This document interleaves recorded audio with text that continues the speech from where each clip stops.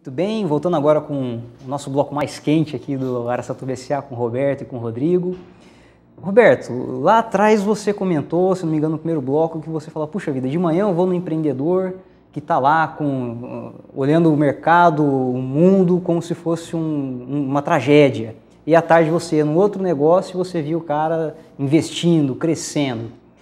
E aí nisso, para quem participa da metanoia, quem lê, né, a metanoia, tem lá um termo de que resultado não é receita menos, não é só receita menos despesa.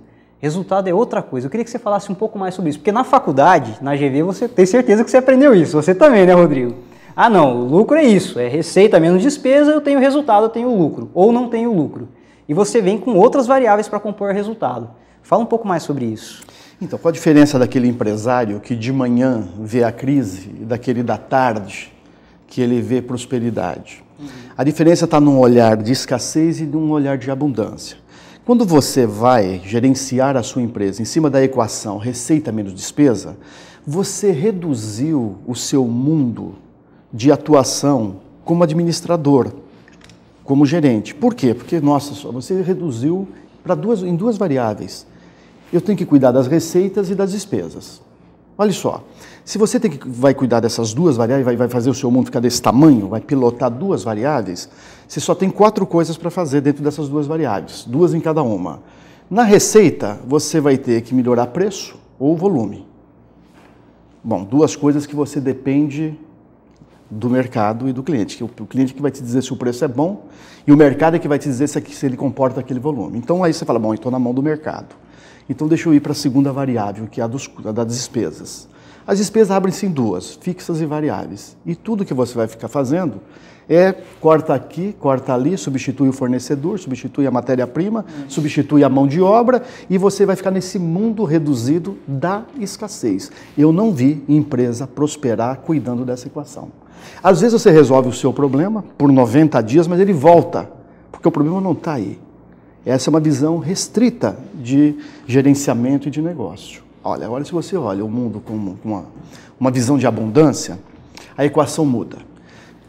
Resultado é equipe comprometida mais cliente fidelizado. Puxa, agora o mundo se abriu. Que você pergunta, bom, quando é que uma equipe é comprometida? Quando é que o cliente é fiel? Resposta, nunca. Ele está, ele nunca é. A equipe está comprometida, o cliente está fiel. Então isso é trabalho para o resto da vida, o que é muito bom, porque isso é um trabalho de busca, não é um trabalho de fuga. Receita menos despesa é um trabalho de fuga. Deixa eu me esconder aqui atrás da planilha eletrônica para resolver o problema da minha empresa. Mas quando você pensa que a equipe tem que estar comprometida e o cliente fiel, você vai ao mercado, você vai conversar com o cliente, você vai conversar com a equipe, e aí você descobre onde é que está o resultado, porque a única fonte confiável de resultado é o cliente. É ele que decide sacar o talão de cheque, assinar o cheque, pagar a conta, tirar o cartão de crédito. É ele quem decide.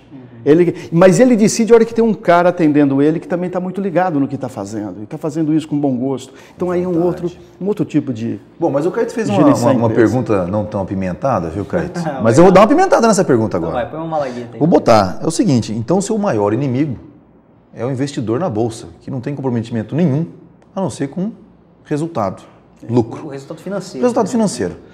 E aí, como é que é isso aí? Vai ter metanoia para o investidor lá? Como é que ele vai... Essa é apimentada. E tanto é que muito boas empresas interessantíssimas, elas começaram a deixar de ser... Empresas excelentes começaram a deixar de ser excelentes na hora que abriram o capital e foram para a Bolsa. Tenho visto muito isso. Porque aí vem o tal do retorno do acionista. Então, qual é a habilidade do líder nessa hora? Porque isso é verdadeiro, é legítimo e...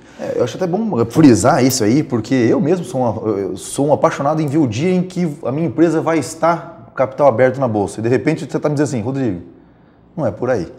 Não é por aí mesmo. E nessa hora, essa é pimenta, porque nessa hora você desequilibra 2 dimensões da riqueza. A dimensão econômica, que é essa, o retorno sobre os investimentos, e a mais importante, que é a dimensão causal, a satisfação do cliente. Toda vez, atenção, telespectador, toda vez que a dimensão econômica superar, se sobrepor à dimensão causal, você começou a falir. Toda vez, se você tiver a habilidade de manter a dimensão causal, a satisfação do cliente, sobre o retorno sobre o ativo, o rendimento, então você vai continuar prosperando. Agora, isso requer uma habilidade de liderança muito grande.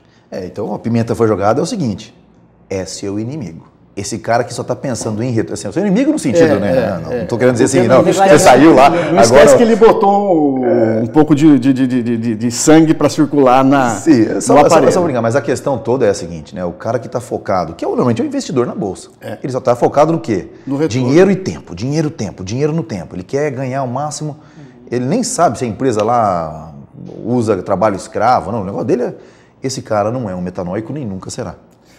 Se ele tiver essa visão acima de todas as outras, não, porque um investidor da bolsa, um investidor em ações pode ser sim um metanoico. Mas se ele tiver uma visão mais sistêmica, investir de saber em empresas éticas, por exemplo, responsáveis antes de ver socialmente, antes de ficar olhando só para o resultado. E tem muito disso, investidores que só colocam o dinheiro dele, né, em fundos éticos, de empresas éticas, humanas. Agora, eu queria até aproveitar essa deixa colocada pelo Rodrigo. Eu tenho duas perguntas. Você tem duas ainda? Não, então tá bom, mas eu vou colocar porque eu acho que essa vale, Roberto.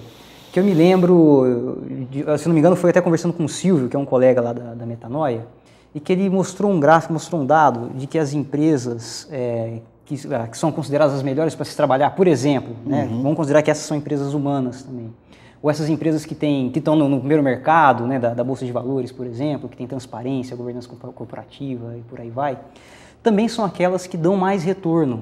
Nós estamos falando, tem o investidor, vamos chamar bem entre aspas aqui do vilão, ou seja, aquele que não está preocupado com outras coisas, que é só retorno financeiro.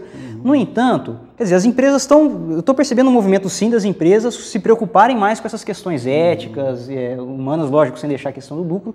E na verdade a gente vê até o contrário, as empresas que se preocupam mais com isso, passam a ter também mais resultado financeiro. É verdade. Você percebe esse movimento também? Isso é muito claro. Isso ajuda também o investidor a se tocar dessas questões? Ou não? Não sei, porque isso é questão de modelo mental. Mas uma coisa é fato e é comprovado. Se você trabalha com generosidade com o mercado te responde com generosidade. Aquilo que você põe no mercado, o mercado te devolve. Né? E se você extrai do mercado, uma hora o mercado extrai de você. Então tem muitas histórias de empresas também que extraíram muito do mercado. Mas num determinado momento esse dinheiro voltou para o mercado de alguma maneira, com uma queda do preço da ação e assim por diante. Então isso é muito verdade, mas entender isso é uma questão de modelo mental. Bom, vou jogar uma pimentinha. Vai lá, vai. Falou que em 1986, mercado naquela situação e tinha lá terceirização, franquias rolando. E muito empreendedor tenta um caminho rápido, que é o caminho da franquia. Isso. Ele vai lá e escolhe uma empresa, às vezes escolhe uma empresa que se enquadra no seu modelo mental. Mas na maioria das vezes, não vamos ser românticos nesse caso, é o que dá tutu, exatamente.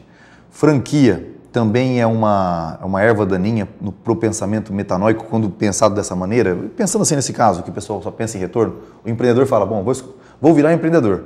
Em vez de pensar no negócio, modelar um negócio, escolhe na lista, esse aqui eu preciso de 100 mil para abrir e dar um retorno de tanto. É isso que eu quero para mim. Como é que você pensa isso, Qualquer semente de empreendimento cujo objetivo é ganhar dinheiro, ela começa com o pé esquerdo, não começa com o pé direito. E na franquia é um pouco mais, porque na franquia é um pouco mais comum isso do que quando você vai abrir o seu próprio negócio. Então, assim, ao escolher uma franquia, você tem que compreender qual é a alma daquele negócio e ver se a sua alma conversa com a alma daquele negócio. Aquele negócio deve prestar algum tipo de contribuição para a sociedade. Veja se aquela contribuição te toca. Porque se não te tocar, se você está entrando nisso só para ganhar dinheiro, você vai trocar figurinha. Vai ganhar no primeiro semestre, perder no segundo, vai viver o que nós chamamos de ciclo da sobrevivência. Vai sobreviver, tá certo? Mas não vai prosperar. Esse ciclo da sobrevivência seria, vamos dizer, quase que uma escravidão sem sentido, não é isso? Dentro do contexto, você ganha dinheiro, mas você não está feliz, perde. Isso. É aquela situação... Aquela situação do sustento. Não é a geração de riqueza. Não é a geração de riqueza e de valor. Que a gente propõe com a metanoia. Perfeito, Roberto. Agora a pergunta mais quente, eu quero uma resposta, assim... Na bucha. Na bucha, contundente. Eu já perguntei várias vezes aqui, até para metanoicos que tiveram aqui nessa mesa, mas que não responderam com o jeito que eu quero que você me responda. Cliente se escolhe? Cliente se escolhe. E como se escolhe? Escolhe porque você elege quem é o cliente que você quer. Mais importante do que você eleger o cliente que você quer é você escolher o cliente que você não quer. Muito tá bem. Certo? Para não perder tempo com o cliente que você não quer, para você se especializar no cliente que você quer. Tem gente que se especializa no que faz, no ramo de atividade, no produto e no processo. Bobagem. Especializa-se no cliente que você quer, estude. Se aproxime dele, saiba como ele funciona, como ele é, como ele pensa, reconheça seus sentimentos, seus valores, seus medos, suas angústias, suas esperanças, estude o cliente, se apaixone pelo seu cliente e faça tudo o que você puder pelo seu cliente. Agora, você precisa escolher, né? Não dá para fazer isso para todo mundo. Você não vai conseguir se apaixonar por todo mundo. Você não vai conseguir estudar todo mundo. Você não vai conseguir ser bom para todo mundo. Ninguém consegue. Mas para aqueles que você escolheu, você vai conseguir. Você tem que ser a primeira empresa do teu tipo de negócio para aquele cliente que você escolheu. Esse é o grande desafio de uma empresa progressista nos dias de hoje. É uma filosofia metanoica, é isso? É uma filosofia metanoica. Porque realmente é um grande desafio isso, porque às vezes você realmente elabora um produto sustentável, ecológico, e muitas vezes você não consegue achar este cliente, ou até acha, mas tem muito ruído que vem junto no primeiro sinal. Mas é uma coisa muito interessante e acho que fica a dica deste quadro, deste bloco, é justamente uma coisa que eu venho perguntando há muito tempo, viu? Vem perguntando um monte de... Então, cliente, eu sabia disso, né? Assim, cliente se escolhe sim e tem que ser escolhido. Não atrapalhe seu sonho, né, de fazer um mundo diferente por conta do que a maioria te pede. Ache o seu foco, ache o seu cliente ideal. Ser especial para alguém em particular. E o cliente que tem razão é o cliente que você escolheu. Senão você vai ficar ouvindo um monte de cliente reclamando, mas fala, puxa, mas... Informação que não interessa. Que não interessa, e isso vai te distrair de onde você tem que Essa é uma boa de uma pimenta, porque nós estamos colocando aqui na mesa dizendo assim, não. O que nós estamos dizendo é, não te quero de cliente. Muito bem. E não que você não seja um bom cliente, mas não é o meu cliente. Não é o meu cliente. Muito obrigado. Ó, vai comprar do meu concorrente. Isso, nessa... Desafiante. Bom para terminar o bloco pimenta. Exatamente. Então, bom, eu já vou colocar a pergunta da próxima aí para a turma ficar Consultor ansiosa. A dica do Roberto já vamos colocar em prática, né? O próximo bloco, Roberto, a gente trata de tendências. E eu queria abrir ele perguntando para você a respeito de uma transformação que você comentou aqui antes. A gente está passando da era industrial para a era do conhecimento. Vou falar aqui que tem nessa tal era do conhecimento e que ela difere da era industrial. Até a próxima.